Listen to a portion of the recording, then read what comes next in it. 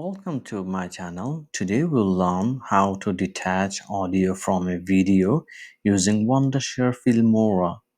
So first, you need to drag and drop the video file, and after that you need to add it to the project, the timeline.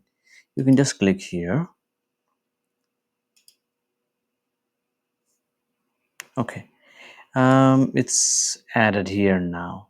So it's super easy. You just have to select the clip that you want the audio to be detached, then go to the tools and then go to the audio, and here there is an option called detach audio. You can also just select it and press Ctrl Alt and D.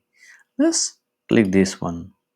See, the audio is detached from the video now.